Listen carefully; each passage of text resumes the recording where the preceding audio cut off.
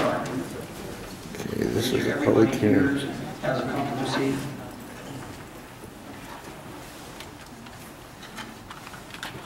Quiet as a mouse.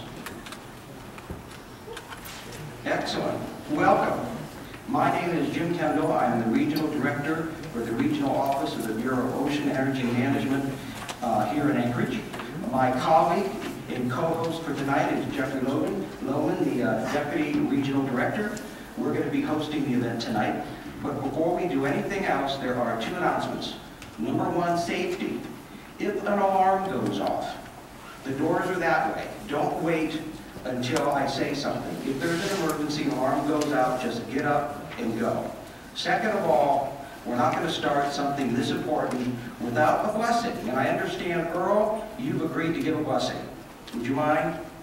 Come on up, the floor will be yours. Here we go, a blessing. Good evening. It's a great honor to be asked to do the blessing of the meeting, because this is a very important issue we'll be all talking about.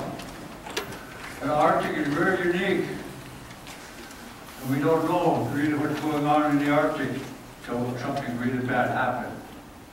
Like our Uncle Ted said, not one drop. We got to keep that in mind when we're going to think about the Chuck D and the Buper. Because it's bow our head. Our Father, who art in heaven, hallowed be thy name. Thy kingdom come. I don't believe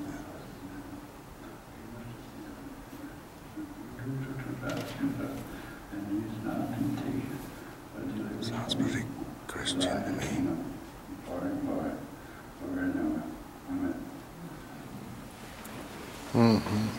Thank you, Earl. Okay. Why are we here and who are we? Well, if we look at the first slide, there's a lot of words here. You see the 5-year Outer Continental Shelf OCS Oil Gas Leasing Program, 2012 to 2017. Say that 3 times.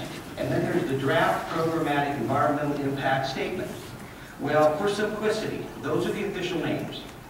The first one is called the proposed program for the next 5 years, 2012 to 2017. Emphasis on the word proposed.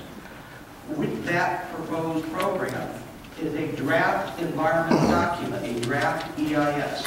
So that's what we're speaking about tonight. A draft proposed program and a draft EIS. Next slide, please. Who is BOEM? Well, some of you may remember the previous MMS, the Minerals Management Service. Well, on April 20th, 2010, something happened. We all know what that was, Deepwater Horizon, that required a lot of soul searching, a lot of investigation, a lot of review. What has happened since that time is the MMS, Minerals Management Service, has been broken up into 3 separate bureaus. There was some concern. There may have been a conflict of priorities, either real or perceived. We can't have that. So the Secretary of the Interior and the President broke the old MMS up into 3 separate bureaus. The group that collects the money used to be Minerals Revenue Management of the old MMS. They were pulled out and made a separate bureau, the Office of Natural Resource Revenue, under a completely different Assistant Secretary to the Secretary of the Interior. Then the remainder, for a very short time, became BOEM, the Bureau of Ocean Energy Management Regulation and Enforcement. After about a year of some really detailed analysis and some real hard deliberations and discussions, the BOEM, as we refer to it, was broken up into BOEM and BSEE. BOEM is the Bureau of Ocean Energy Management. That's who we are tonight. Now, BOEM is responsible for the leasing program required by law, the science, the environmental analyses, and also determining what kind of resources in terms of energy on the Outer Continental Shelf. That's the only thing we do.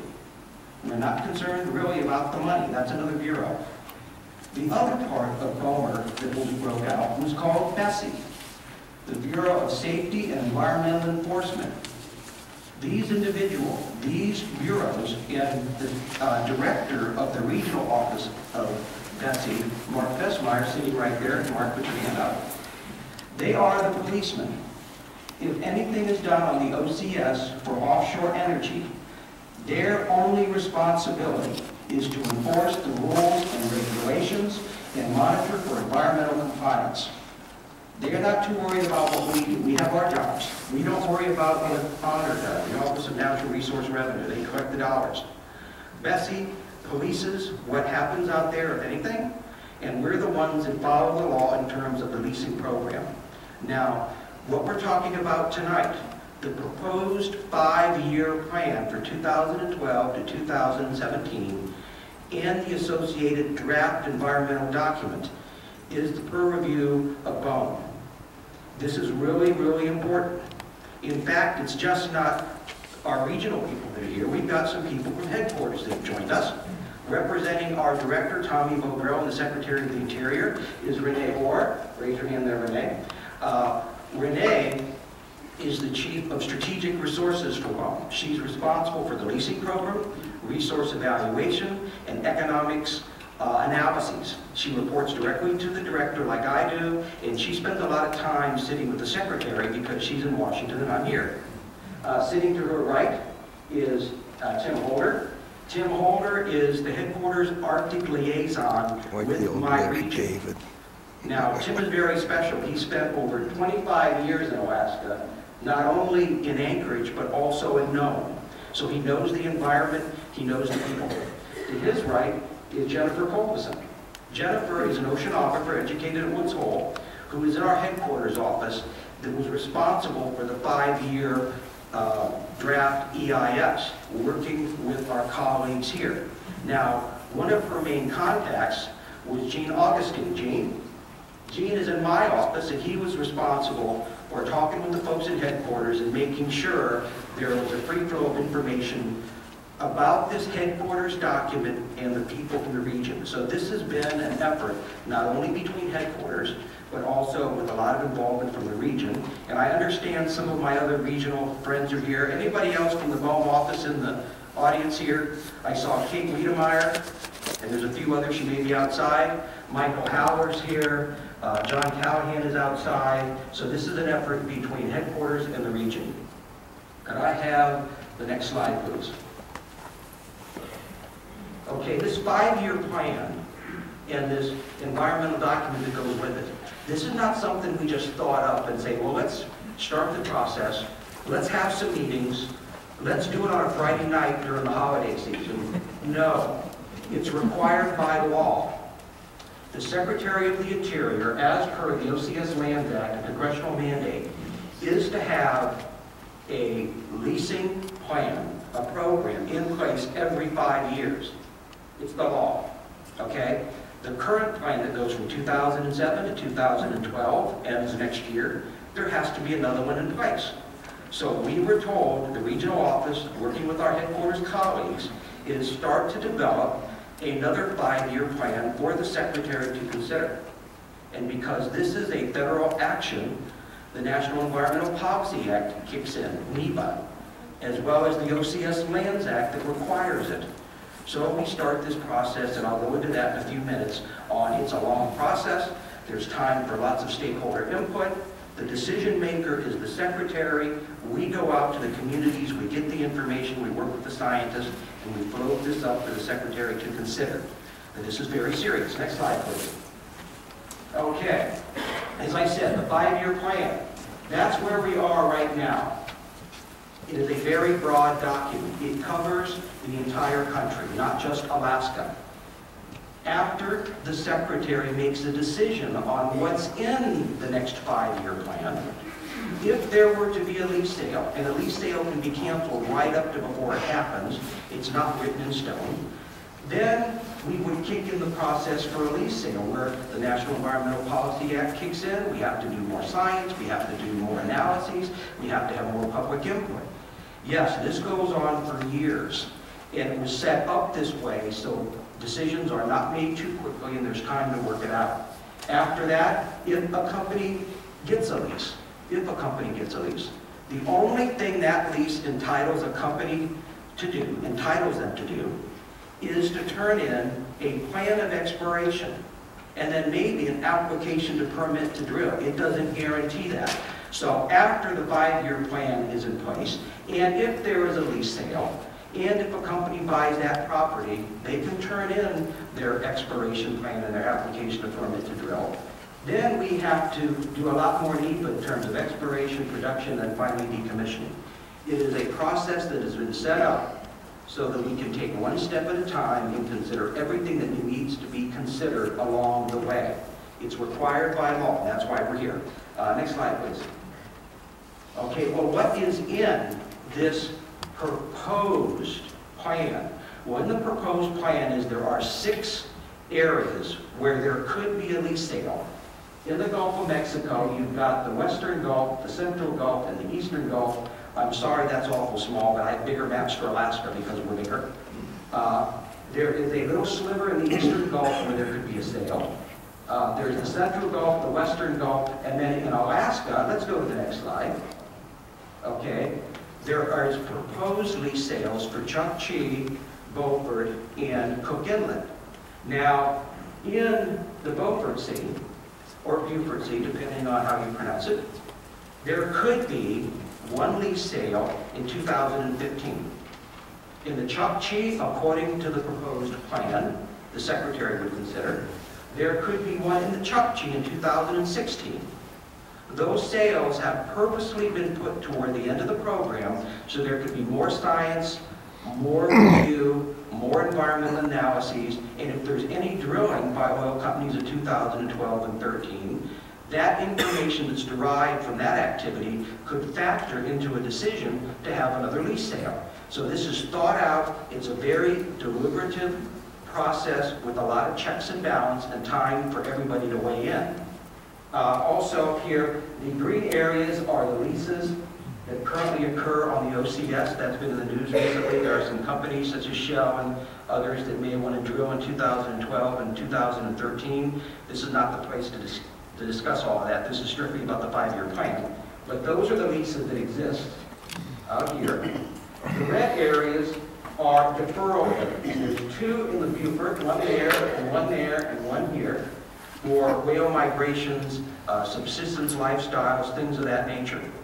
The point I want to make here really clear, that this looks like a big area, and this looks like a big area.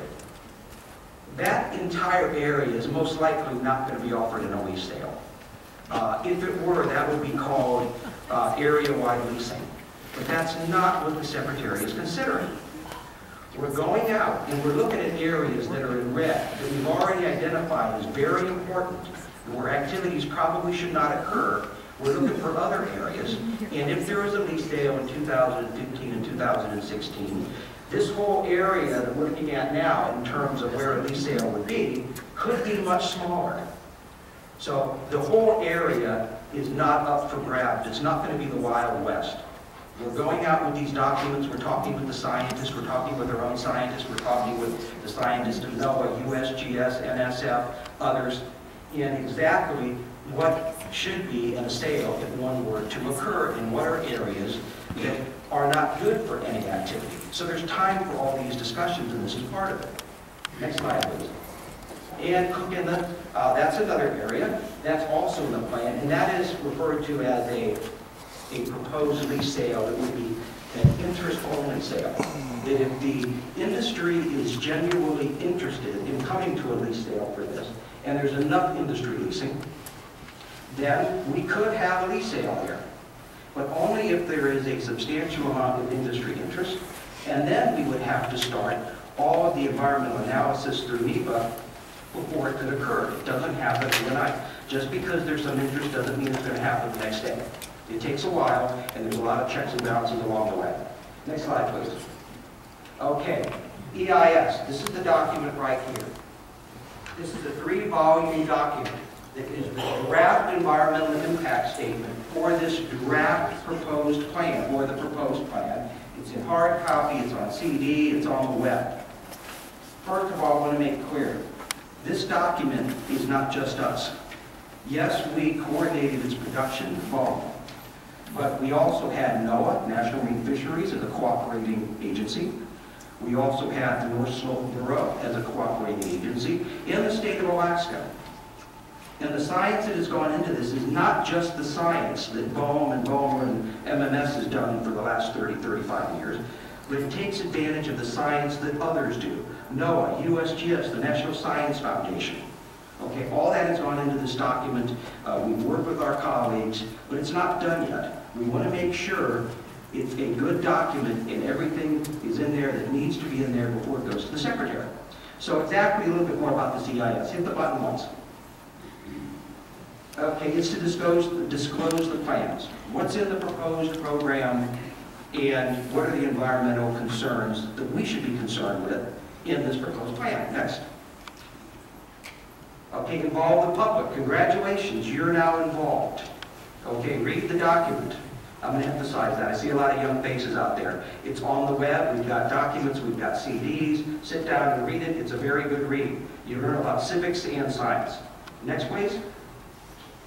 Okay, identify and evaluate alternatives. There's a lot of alternatives that could go into this. Just because there are 6 areas that are in the proposed document, and there are a total of 15 sales listed, doesn't mean they can all occur. There may be good reasons, good scientific reasons, not to have a sale somewhere, or to have 1 sale and not 3. All of that is up for discussion. It's in the document. It's in the proposed plan. Okay? That's where we're at in the process here. Next slide. Next button. Okay. Avoid negative effects. No one wants negative effects. If you look at the areas that's already in the deferral, those red areas, those are areas that have already been identified as areas that should not be up for lease. So they're in red. No, not going to be in lease there. There could be others. That's why we have this process. Next. And a unified environmental analysis to bring it together. So it's not just us. NOAA's involved, the USGS is involved with the information they provide. State of Alaska has looked at the document, North Slope Bureau. Bring it all together. We have to have a holistic view of this. Next slide, please. Okay, potential impact producing factors. Some of the things that are in this big document that we've considered are the impacts of noise, seismic surveying, drilling, service vessels, bottom disturbance. Okay, there's going to be something out there, maybe. Pipelines, anchoring of vessels, air emissions, related coastal activities. If there was a pipeline later in the process, where would the pipeline come ashore? Support facilities, and of course, oil spills. Those are discussed. Nothing is off the table. Next slide. And it continues. Marine and coastal habitats. What are the impacts that occur if leasing proceeds, etc. Marine and coastal birds, fisheries, marine mammals, archaeological resources, very important, and socioeconomics. All are considered by law, by NEPA, in this environmental document. We have a draft. We want to make it even better. We want help, we want suggestions, we want people to read it, we want people to send us comments and say, look, you forgot a couple of citations, or did you consider this, or this might be something else you should consider. Next slide, please. Okay, now, I mentioned earlier in the process, for example, Deepwater Horizon. Well, Deepwater Horizon was really a wake-up call for everybody, for government, for industry, everyone. I'm from the Gulf, I spent 11 years there. That was considered into this document. What are the risks that are associated with this kind of activity, not only in the Gulf of Mexico, but in Alaska? Okay, let's discuss that right up front. What are the catastrophic effects? If something like happened in the Gulf, happened in the Arctic, we consider that. You don't wait till it happens, you consider it up front. Climate change. The climate is changing. I just described how this process here takes a while. We started this process for this plan in 2008, so that it's ready in time in 2012. Well, offshore activities, you have a lease sale, several years go by, there's a lease, actual lease sale after you have the plan. Then, several years after that, there's an exploratory well. And possibly, and then several years after that, you have production. That can go on for decades, and then there's decommissioning. So this is a 25, 30, 35-year long process. We have to consider that climate change as we discuss that. Okay? Next slide, please. Okay, let's just briefly, we're almost done here. This is to hear from you, not for me to talk all the time, but I wanted to make sure that we level the playing field. We're all starting at the same place, and you all knew what your homework was. Okay, first of all, request for information. Hit the button, went up. Okay, that went out in August of 2008. Say, hey folks, this current plan from 2007 to 2012 is going to expire in 2012. We have to have a new plan by law. The Secretary expects it. So we started going out for a request for information on what people thought. We did this in 2008. Next slide, please. Okay, in January of 2009, there was a draft proposed program that went out for public comment, and meetings like this were held. This is not new. Next slide, please. Okay, from January 2009 to March 2011, that's when we had public comments, or people could make comments on the draft proposed program. Okay, so this has been around a while. We're trying to get people engaged. Next slide, please. Okay, here we are, 2011.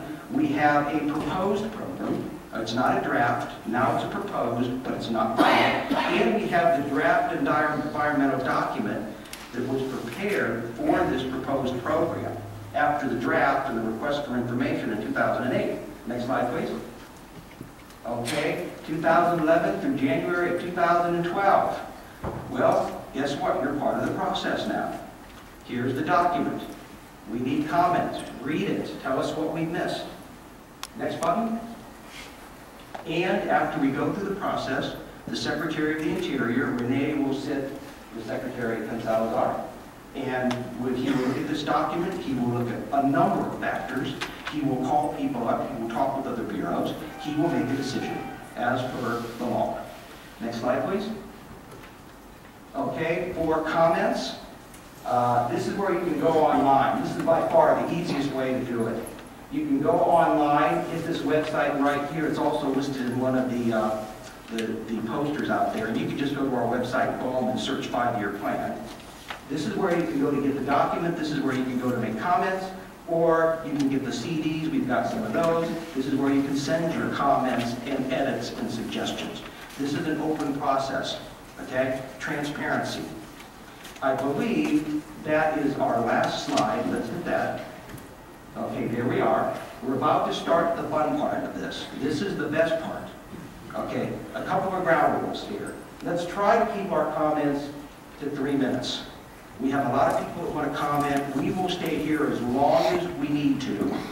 But other folks, may not be able to do that. So let's try to limit our comments for 3 minutes. If there is time afterwards, we will be happy to stay around and take additional comments. You may want to come back and do it again. That's fine.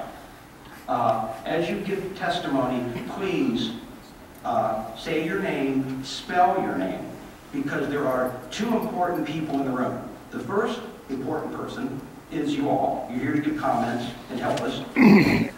The second most important person in the room is the person sitting to my left back here. She's a little feisty. Is that she is recording everything. That's Mary Bassler. She's wonderful. She is getting everything down so that we can consider that and we can send these comments to headquarters. Renee can look at it. The Secretary can look at it. So please, don't be like me. Talk a little slower. Spell your name. Make sure Mary gets it. And then you can send in your written comments, or you can use regs.gov and do it electronically. We really need that by January 9th. Okay? Now, have I covered everything we need? Written comments. Sometimes individuals show up and they know they're only going to get a few minutes, but they bring more comments with them. If you have those, please give those to Mary. Even if you're just reading your document, it's the same thing that you read as what you have in your hand, please give that to Mary. We want to make sure that these recordings, this testimony, is caught for the record. So anything you can do to help us, please. Your name, spell your name, speak slowly, loudly, make sure Mary hears it. and then I don't get in trouble with Mary, all right? And so what we're going to do tonight is that to make sure everybody has a fair chance, you filled out a slip of paper if you wanted to make a comment. That went into, I guess it was a jar out there. We're going to do it by lottery system, so everybody has a fair chance. If I pick your name, and it turns out you happen to step outside for a minute and you're not here, don't worry, I will put it back in the jar. We want to make sure everybody has a chance, okay? Now, before we actually get started, we have a few individuals here that are incredibly busy. They have schedules, the likes of which I cannot imagine. And I would like them to make a few comments to start this off. We started with Earl for the blessing, and that was good. Thank you, General. But without further ado, I would like to introduce our very first speaker, and we have 4 tonight, Senator Mark Begich. Would you please join us? And we'll turn this around, or we'll do.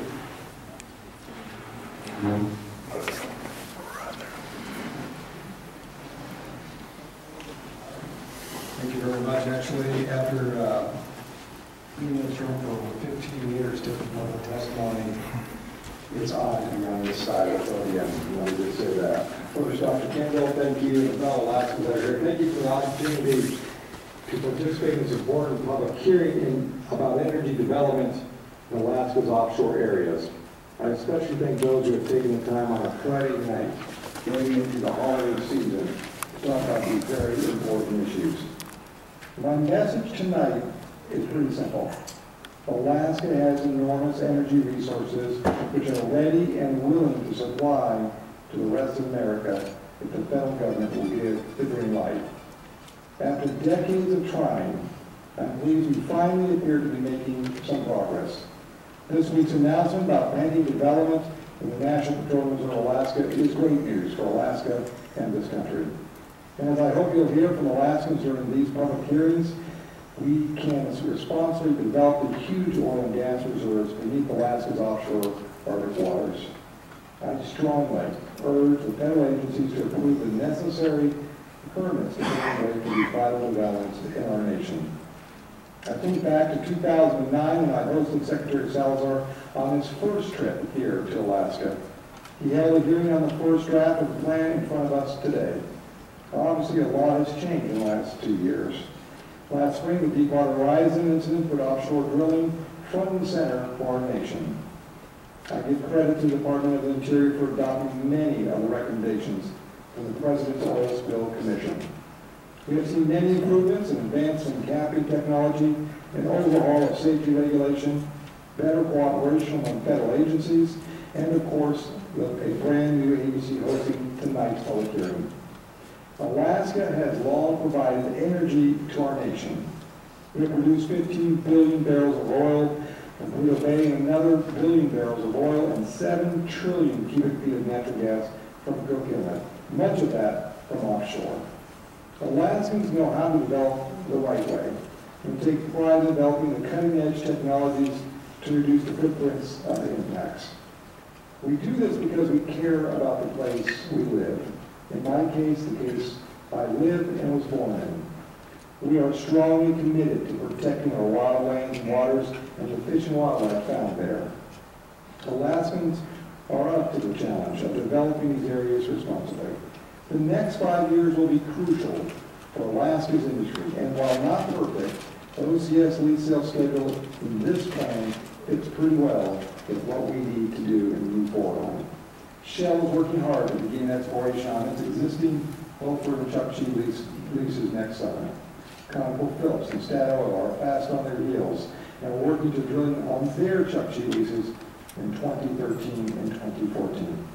Keep in mind, we have been exploring in the Arctic waters since 1989 and doing it safely. The Alaska delegation is working hard back in Washington, D.C. to make sure we have the legal framework and the resources to support responsible development in the Arctic. As chair of the Ocean Subcommittee, I authored the Coast Guard Reauthorization Bill that provides many of these resources. It requires the Coast Guard to maintain icebreakers. It authorizes a forward aviation operating facility in the Aleutian Islands Bering Sea area. and advances work toward establishing a deep water port in the Arctic. I also was pleased to have NOAA receive the $924 million for a polar orbiting weather satellite. These satellites provide accurate weather forecasts throughout Alaska, especially in the Arctic. Oil and gas development relies on accurate weather forecasts to safely conduct their operations. We are close to approving the budget for the Interior Department and the Arctic Science Program for 2012. The 2012 work will build upon the $60 million in Arctic research spent by your agency in the past 6 years. That's on top of the work done in the 1980s.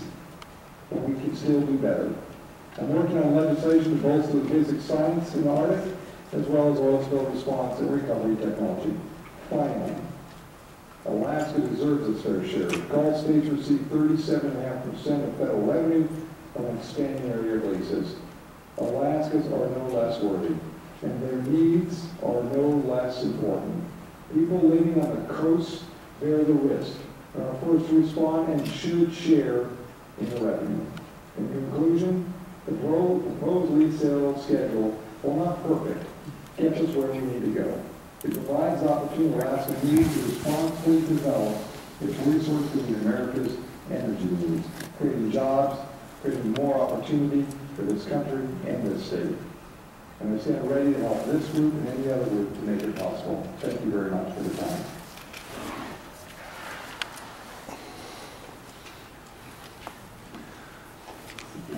Thank you, Senator Reggich. Before I introduce the next speaker, I have a note from you and a reminder. Remind folks to please turn off their cell phones. So as soon as I'm finished with this, I'm going to go check mine. Our second speaker here is Lance Pruitt, State Representative for District 21. That's Lance Pruitt. Thank you. Well, my phone's not on, but I'm going to use it. Thank you so much for being here. I appreciate you taking the time to come up to Alaska and hear what Alaskans have to say. I also appreciate the Alaskans that are here for coming out tonight on a day that's got a little bit of mud out there. It's not the best day to get out. I know everyone would like to be home, but this is a very important issue. I'd like to start off with letting you know that I strongly urge the Bureau of Ocean Management's federal government to just move ahead with the proposed plan. I say that partly because what we have right now, of course, I'll refer to Shell out there, the delay that they're seeing because of permitting is dramatically affecting Alaska, and I'll get into that here in a second. Not only does Alaska's economy and livelihood depend on resource development, but it also is the stable and secure energy supply that benefits all of America. Despite the huge potential of the OCS, drilling both in Alaska as well as other places throughout the U.S., we have chosen to import 60% of our oil that we consume and at a dramatic cost.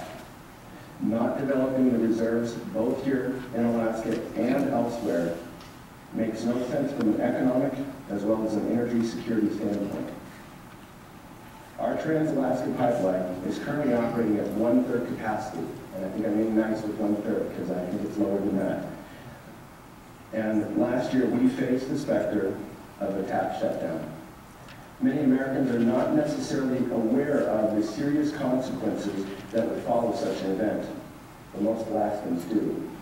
Without the new significant discoveries of oil, the pipeline could be uneconomic to operate at some point after 2020. Our governor has charged us at our state to find a way to safely produce enough oil to raise tap throughput to 1 million barrels of oil in 10 years. The Alaska OCS has the potential to sharply increase the throughput in the pipeline and attain that goal. Delaying development jeopardizes our nation's energy security, impacts unemployment levels throughout the state, and removes good, high-paying, family-supporting jobs from our communities. It is vital that Alaska's abundant OCS resources be fully utilized for compelling economic and energy security reasons. Again, I encourage you to move forward with the draft programmatic environmental impact statement for the proposed outer continental shelf and the gas leasing program from 2012-2017. Thank you so much for allowing me to be here and for allowing us this opportunity to express our concerns to you.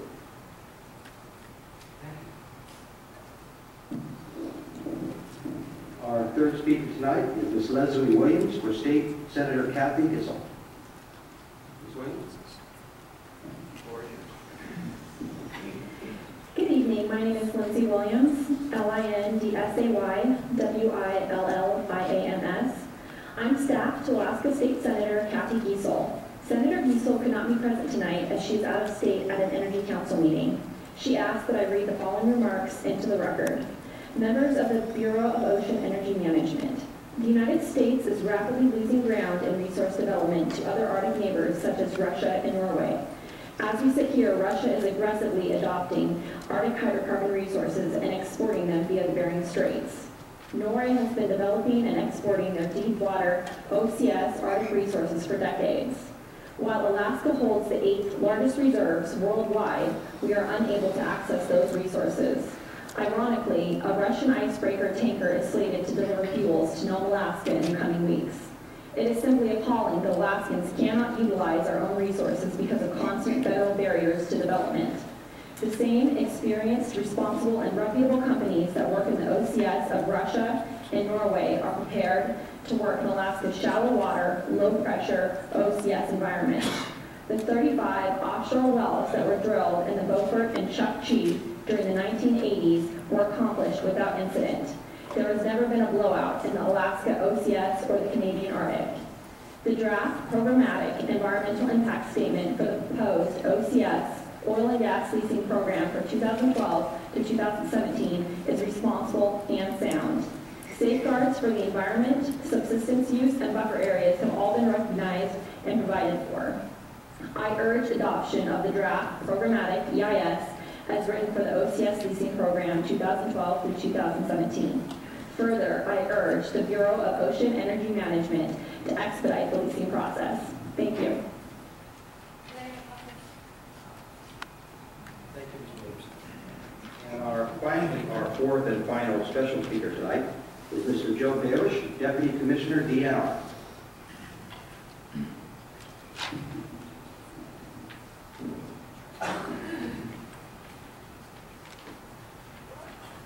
Good evening. For the record, my name is Joe Bailish, and I'm the Deputy Commissioner for the Department of Natural Resources. The state of Alaska welcomes the opportunity to provide comments on the 5-year OCS oil and gas draft programmatic EIS. As a cooperating agency with the U.S. Department of Interior, Bureau of Ocean and Energy Management for this programmatic EIS, we want to acknowledge the hard work that's been accomplished through the process, and we commend BOEM and other participating federal and local agencies for the successful issuance of this draft document. Unfortunately, it's well known that OCS oil and gas resources have been subject to suspension of activities or moratoria. The state of Alaska remains a strong supporter of holding OCS oil and gas lease sales, which would allow for the potential discovery and development of oil and gas in Alaska's OCS. In fact, the time for this allowance is long overdue. Alaska has a tremendous stake in the timely progress and successful completion of leasing, exploration, and development of the OCS.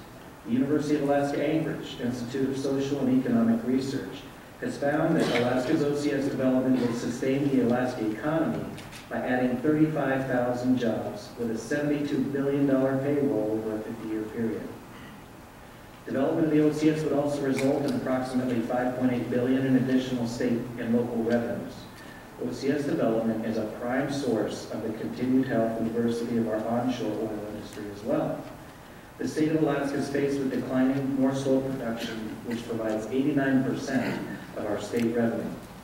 With this decline, there's an ever-increasing need to maintain efficiency in the Trans-Alaska Pipeline system. Over the past 20 years, North Slope production has steadily declined. It's now currently producing about 640,000 barrels per day. And in the face of steadily declining production, Governor Parnell maintains an ambitious goal for Alaska and the country to increase TAP's throughput to 1 million barrels of oil production per day within a decade. Production from the OCS also has several indirect effects, including lower pipeline tariffs, a longer life for taps, a more robust and lower cost service industry, and longer-lived onshore facilities. Development of the OCS would greatly help secure our nation's energy needs and is estimated to contain 27 billion barrels of conventional oil and 132 trillion cubic feet of natural gas. Studies have shown that the Beaufort and Chukchi Sea development could result in the production of 700,000 barrels of oil per day for 40 years. That would supply jobs, incomes, and energy for our state and our nation. The state has objected formally to the moratoria set in place in Bristol Bay's Aleutian Basin. A federal lease sale was scheduled for the Aleutian Basin this year, but has yet to occur. Offshore drilling and production has occurred in nearby Cook Inlet for decades without incident, and there is promise that exploration will be allowed soon in the Arctic Ocean. The federal government cannot afford to set aside the potential of this rich oil and gas basin any longer. Further, the state instituted an onshore, area-wide leasing program in the Alaska Peninsula to coincide with the Aleutian Basin program before the 2007 rescission of the former administrative withdrawal. This area-wide program that the state's undertaken has been rendered fruitless in the absence of a federal leasing program, which costs our state revenue and jobs. In closing, the Bureau of Ocean and Energy Management has been tasked with preparing a schedule of potential sales that would best meet the nation's energy needs while balancing the potential for adverse environmental and societal impacts with the benefits of oil and gas development. The state of Alaska remains committed to working closely with BOEM and other cooperating federal and local agencies to achieve this goal. Furthermore, the state of Alaska hopes for the timely issuance of lease activities and associated decisions to allow for the exploration of these newly acquired leases once all federal, state, and local laws are met. It's past time for Alaska to reap the benefits from the timely and responsible development of our offshore oil and gas resources. Thank you for this opportunity.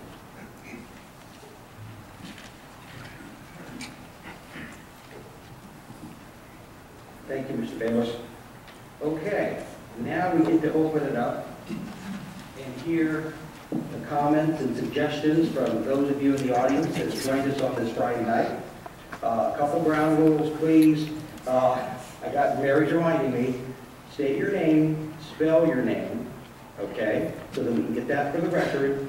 Talk a little slower than me so that we make sure we get down what you're saying. Try to limit yourself, please, to 3 minutes. We want everyone to have a chance to speak. And finally, just remember, this is the document we're talking about. We're talking about an environmental impact statement and how the Secretary will use this in the decision he will make several months from now. So our goal is to have a document that describes accurately what's in the Arctic and the potential impacts should leasing occur. And so that is the focus of this meeting tonight. And with that, let's open it up and start. Will you accept a question? Pardon me? Will you accept a question about procedure? We could accept a couple of questions. We just want to make sure we move quickly. Sure. The question is this, and it's in the spirit of moving efficiently. At the end of 3 minutes, would you please enforce that time limit? Yes. Because in previous sessions, you encourage people to try to, and the majority did, but several went on for 15 or 20 minutes. Absolutely. That is a good reminder. And sometimes I'm guilty of that. I'm so involved in what's being said that, yes, it becomes 4 minutes, 5 minutes, 6 minutes, and somebody gets cheated for their time. Thank you for that comment. All right. We got the first name here. A couple. Let me put some numbers here. This is number 1. What was your name? Number 2. Sir, what was your name? Dave Harder. Thank you. Okay, I believe this name is Tina Crockett. Tina Crockett. Okay. Number 1. And then Mr. Joe Mathis. Joe Mathis? Yes. Right here, sir.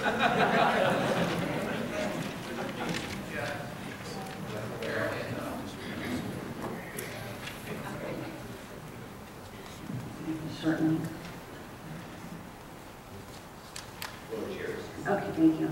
My name is Deantha Crockett. My first name is D-E-A-N-T-H-A. Last name C-R-O-C-K-E-T-T. I kept this very short thinking I would follow a lot of long-winded people, so keep it short anyway. I was born and raised here in Alaska. I'm 29 years old. I was making a joke to my coworker today how most people wish they were younger. I kind of wish I was older because I got a lot of working years ahead of me and I'm not totally sure that I'm going to be filled with the job.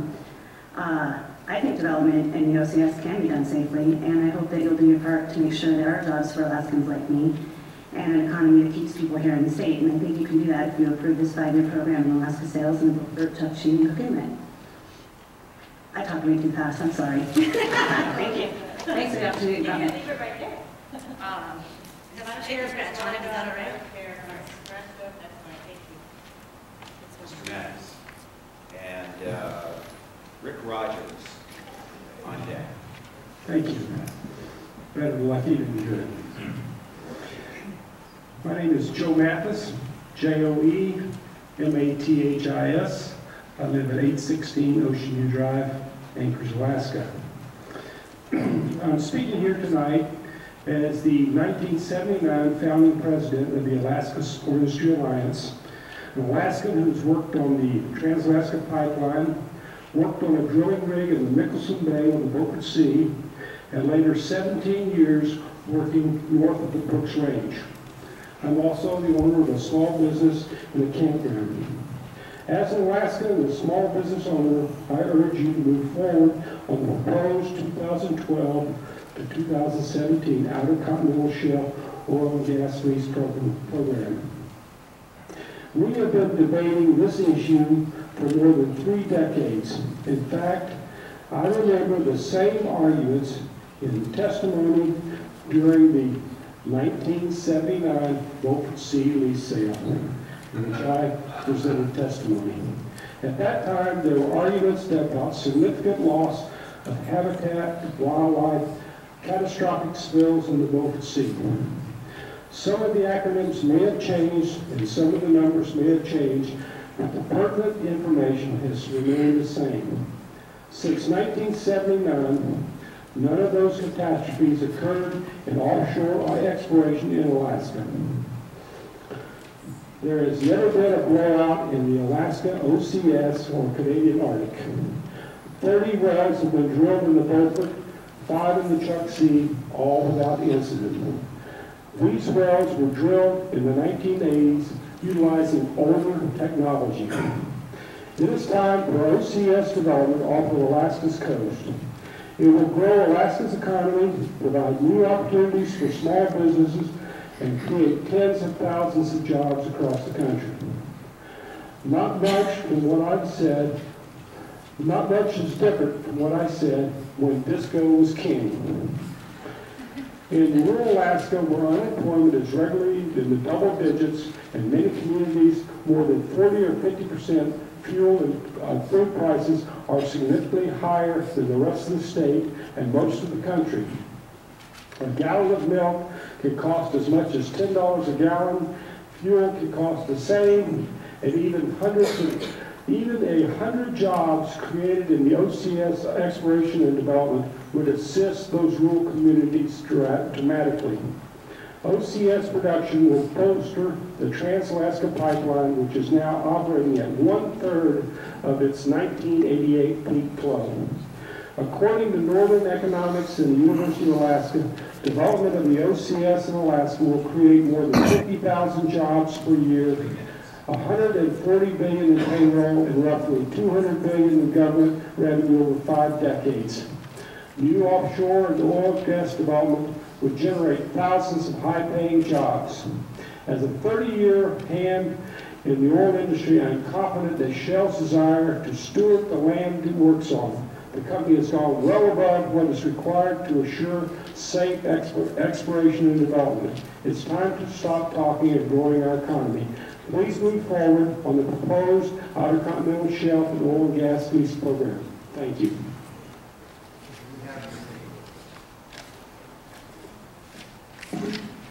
Rick Rogers and Margaret Coe.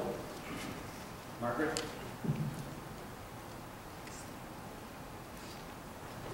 Thank you. My name is Rick Rogers, R-I-C-K-R-O-G-E-R-S. I'm the Executive Director for the Resource Development Council for Alaska. RDC urges the Bureau to move forward on a robust leasing program for 2012 through 2017, including sales in the Chukchi, Beaufort, and Cook Inlet. These sales should be allowed while additional studies continue. Given the potential for immense recoverable reserves and enormous economic benefits to the state and the nation, Alaska OCS should be open to responsible development. The OCS has the potential to sharply increase throughput in the Trans-Alaska Pipeline, which is currently operating at a third capacity. Without significant new discoveries of oil, the pipeline could be uneconomic to operate by the year 2020. Leading to catastrophic implications for the economy, for Alaskans, and for the nation as a whole. RDC supports offshore exploration in Alaska because we are confident that the operations can occur safely and that there are important distinctions between drilling in deep waters of the Gulf of Mexico and the shallow, lower pressure waters offshore Alaska. I'd like to point out that there's been 30 wells drilled in the Beaufort, 5 wells drilled in the Chukchi, and decades of exploration and production in Cook Inlet without serious incident. And these activities have occurred prior to technologies that exist today that can make those operations even safer. The responsible development of the vast oil and gas deposits in the Arctic would be a significant boost to Alaska's economy, create tens of thousands of jobs, improve the economic viability of a proposed natural gas pipeline, reduce America's dependence on foreign energy, and generate billions of dollars, hundreds of billions of dollars in government revenues. The OCS is an important future source of U.S. energy supply with an estimated 27 billion barrels of oil and 132 trillion cubic feet of natural gas potentially in place. It's one of the most largest potential reserves, and it's offshore Alaska has more than the total U.S. reserves elsewhere combined. RDC and many Alaskans share President Obama's view that America needs to conserve more and put emphasis on renewable and alternative energy. Yet America still needs to pursue new oil and gas production, given the fact that it will take decades before renewable energy becomes a dominant energy source. The U.S. needs to reduce dependence on foreign oil, and if we don't turn the highly prospective opportunities like the Alaska OCS, then where will we go for new production? Oil imported from foreign countries is often produced with less care for the environment, and I would argue that the environmental, economic, and geopolitical issues all favor production from the U.S. and the Alaska OCS. In closing, I appreciate the opportunity to comment, and RDC encourages the Bureau to move forward on the proposed 5-year lease plan. Thank you. Mark Bonfield, next speaker, and Lynn Johnson on desk. Mark.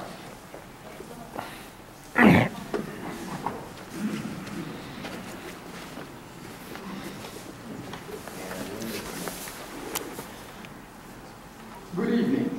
My name is Rich Gasshole. That's R-I-C-H-G-A-S-H-O-L-E. I represent the 1%. Actually, the 0.001%. I am the CEO of Gasshole Industries, located in the Cayman Islands for tax purposes. Excuse me, I After all, object to this. This is. After all, it is a corporation's duty to maximize profit and nothing else. That is why we feel free to rape, murder, destroy, poison, and destroy the environment. That is how we maximize profit. Now, I would like to thank this panel in advance for approving these oil leases, which will allow me, Rich Gasshole, to keep my money bag filled with billions in profit. Now, even though I stand to make billions, that doesn't mean we don't need to continue to receive billions in taxpayer subsidies. After all, we need to keep this money bag filled. There has been a lot of talk about the effects of oil drilling on the environment. Frankly, I don't give a damn about the environment. Who needs it? What is all this concern about beluga whales? They're useless. Here's a little factoid. They don't have any beluga caviar in them. And they don't pay taxes. Seals and polar bears don't have lobbyists. And salmon don't vote. All they do is swim around the ocean all day eating, and then they fornicate and make anchor babies in our rivers. As far as the native peoples, you don't have to worry about them. We've been colonizing them. I mean, we've been collaborating with them for years.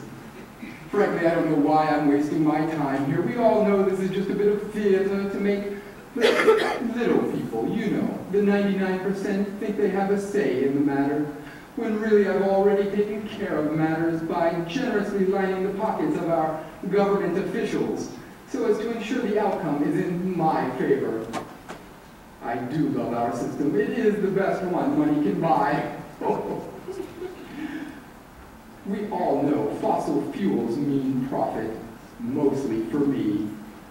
Alternative energy is bad for business. You can't make money off of the sun or the wind or conservation. Egad, man, the worst thing we could do is conserve energy.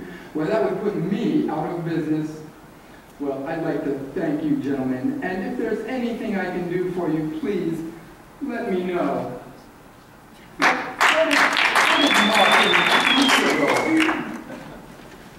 Why don't you give your name instead of hiding behind your show? It says Mark Bonfield. M-A-R-K-B-O-N-F-I-E-L-D. Thank you, Mark.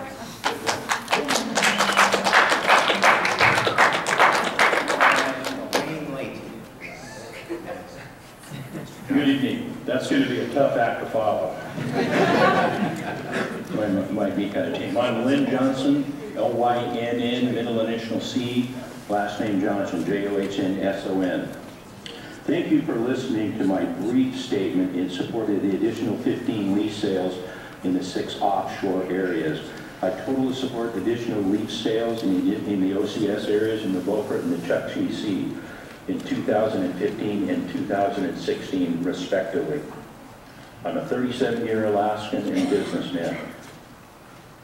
The state of Alaska definitely needs the economic activity that would be generated by OCS work. The United States definitely needs a reliable domestic oil production and supply as generated by the OCS. The option is buying oil from nations that do not necessarily have the best interests of our country at heart. The trade deficit is currently $600 billion, and U.S. purchased $260 billion worth of crude from overseas. That accounts for over 50% of our current trade deficit. Shallow waters can be explored, drilled, and produced safely. Summary, I'm totally in support of additional leasing in the Alaska's Chukchi and Beaufort Sea. The continued well-being of our state and nation are at stake. Thank you. Wayne Leakey. And after Wayne, Carl Wessel. Thank you. My name is Wayne Leakey, W-A-Y-N-E-L-E-I-G-H-T-Y.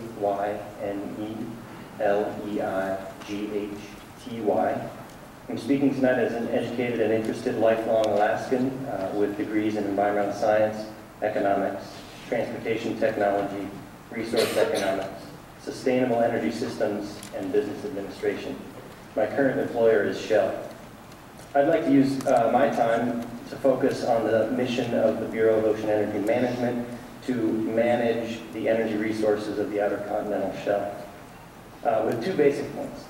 The first point I'd like to make is that exploration and development of the Alaska OCS now is wise resource management. For example, OCS development will enhance existing onshore oil production in both value and volume. Value will be enhanced by reducing transportation costs per barrel with infrastructure operating nearer to capacity. Volume will be enhanced by expanding infrastructure such that development of some satellite fields becomes economic. The additional resource certainty for natural gas provided by OCS exploration may also enable construction of a natural gas pipeline that would unstrand a large known reserve with existing production infrastructure. So hence OCS development is a rare opportunity for the resource managers to maximize the value of the resources under their management. Second example, there's also real option value for the Trans-Alaska Pipeline system. As declining flow jeopardizes continued production, continued operation, failure to progress development of OCS resources may remove the option for future development if TAPS is decommissioned. Hence, there is real option value in progressing OCS development now. The second point I'd like to make is that regulatory uncertainty for offshore energy development in the United States destroys resource value. Lease bids are based on expected value, which is a function of the probability of finding and producing the resource and the value of that resource. Prolonged regulatory uncertainty casts doubt on the value of leases, squandering our nation's resource wealth. Wise and efficient resource management will seek to establish the conditions at the time of leasing to ensure development post-leasing in order to avoid destruction of value through uncertainty. So including the Beaufort and Chukchi Seas in this 5-year plan for future OCS leasing shows recognition, I think, of wise resource management, in theory. But to implement this wisdom, the BOEM should be working proactively to facilitate exploration on existing leases. In summary, the upside potential of future Alaska OCS leasing supported by permitting for exploration on existing leases is enhancing a resource in both value and volume and preserving real option value for infrastructure of national importance. The downside risks of failing to get exploration going to support future lease sales is destroying resource value through uncertainty and potentially losing the economic value of this resource forever if it becomes stranded without infrastructure. For all these reasons, I think the 5-year plan shows potential for wise resource management, the success of which hinges on the BOEM's implementation, facilitating progress for exploration. As the agency managing our offshore energy resources, it's not enough just to hold lease sales. You should be seeking to maximize the value of these resources. And that means working to ensure leasing proceeds 4 minutes, please wrap up. on the leases sold. Thank you very much. Carl Wasili and Rick Steiner on deck.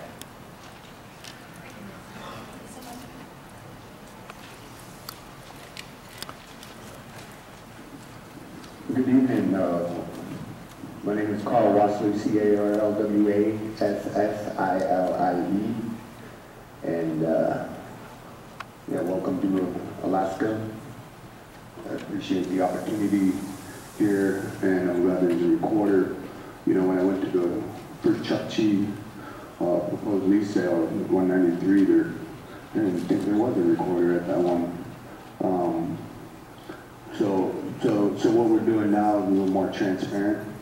I know the court found that lease sale to be illegal, and I'm concerned about the special interest of baggage continuing to, instead of returning the money that the government received on that lease sale back to Shell, I think there should have been returned back so that there would be an adequate process without that special interest being held over the United States. You know, I grew up in a number of areas in Alaska. The family's been here for thousands of years. You pick a biologist, and you know, I went in that direction after being a young teenager in Seward with the Exxon Valdez oil spill. And it wasn't necessarily as a result of exploration or development, but it still came from the North Slope. That oil that spilled all over destroyed quite a few fisheries, disrupted the ecosystem, and caused adverse disproportionate impacts to the indigenous people. And that can be shown by Dr. Stephen Puku, who's now a professor at the University of Alabama. He's been doing some research on the Gulf, the socio-economic and socio-psychological impacts of large-scale industrial accidents. But even in the ice-free area of Prince William Sound, that still was not, there still wasn't adequate response capabilities. And in the Arctic, with the ice, they're just, the ice, the way that it operates up there, there's just no reason to continue to develop. Or even, so I propose these lease sales in the Beaufort and Chukchi, as well as the special interest area between Kodiak and the Alaska Peninsula, that's on the Cook Inlet proposal. It just doesn't, it's a very diverse area for fisheries, provides an economy for within the fisheries of the state of Alaska, as well as one of the things about the cultural economy is that it's not measurable, and the indigenous people, or Alaska Native people around the coastal areas, are heavily dependent on the resources of the ocean, for the returning resources that depend on those ocean resources, for the anadromous fish, migrating species, including birds and whales. So there's a number of reasons besides just the infrastructure that's not available in the Arctic for response. I mean, the Gulf of Mexico, that was in the exploration stage, the largest spill in the United States, or in the world occurred. That was an exploration activity. So yeah, exploration should not take place in the Arctic or in the special interest area. So I appreciate the opportunity to speak. I'll be providing some written comments, a little more detail before the deadline next month. And yeah, I just want to give thanks for the people showing up here, because this is larger than the last proposed lease sale. So there must be a little bit something different happening in the public process, which is, I think this is a little bit better. Thank you. Rick Steiner. And Les.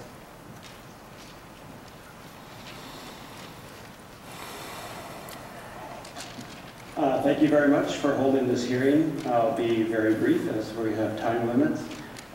First of all, the preliminary, or the programmatic environmental impact statement, in my view, should analyze the complete footprint of what the leases anticipate, and it doesn't. It does not adequately look at operational footprint from normal operations of the lease sales. It underestimates spill risk and impact.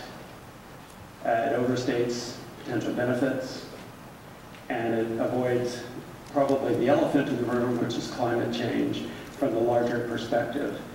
A couple of specific things very quickly. In your analytical issues section, issues not analyzed in the PEIS, 4 of them should probably, in my view, be in there. Number 1, neighboring countries drilling on OCS border with the United States, not from the standpoint of the sovereignty people arguing that we need to stake a claim on the border of the EEZ with Cuba, but from the standpoint that cumulative impacts do occur, say, in the Beaufort Sea from Canadian development. That needs to be in the EIS. Those are real, they're right next door. There's an imaginary border between the two, but they're going to happen. The second one, the biological assessment and opinion for threatened and endangered species. The Section 7 consultation, that needs to be there. Life cycle effects of oil and gas development, I'll return to that. Climate change has to be a decision, a consideration by the decision makers here. And it really isn't in the way I'm going to address in a second. And lastly, resource estimates and impact analyses. A larger resource estimate gives you the potential for more large catastrophic oil spills. Next, a conclusion. You have a conclusion. Let me just skip over this. The thing that you're really missing is the impact of all the carbon that would be coming out of these lease sales. We know it will go into the atmosphere, much of it then into the oceans. You're not even looking at this. And the statement in your justification for that is the consumption of refined oil is not considered because the scope of this draft PEIS is limited to issues that have a bearing on the decisions for the proposed leasing program. That's sort of a circular sentence. It's sort of a self-evident sentence. All the carbon that's produced by these sales, potentially produced by these sales, would go into the atmosphere and the oceans and cause accelerated global warming. Lastly, I think the ignoring of the National Oil Spill Commission, the President's National Oil Spill Commission, had something like 56 independent, very strong recommendations, yet virtually none of those have been adopted by the administration or by Congress or by the industry after the Deepwater Horizon. So in my book, there hasn't been an adequate look at that. Lastly, my alternative, the alternative I would choose would be alternative 8, the no action alternative, for some of the very reasons that are discussed in your discussion of that alternative. Thank you.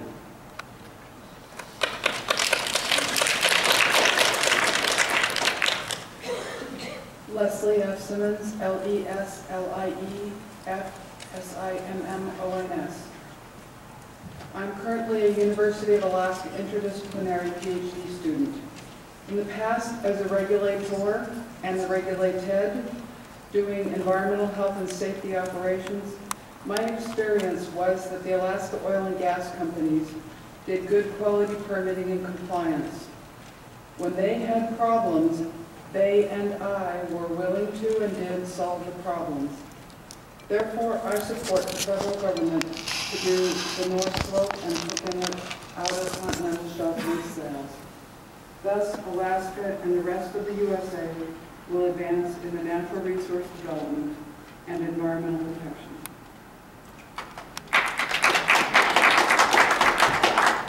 Fred Parody is next, and after Fred, Lori Beckler. Fred?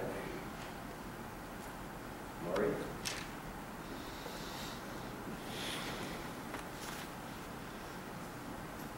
And after Lori, Margaret Coe, would you return? Matt Carl.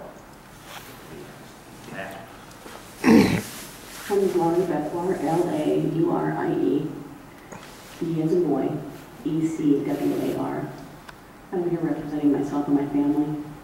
My family has been here for 5 generations, and we've seen a lot in regards to the development of Alaska. We've also seen across the world development, and one of the things that I've been really impressed with is the development that Shell is planning to do. I do support the lease and also the offshore development of Alaska.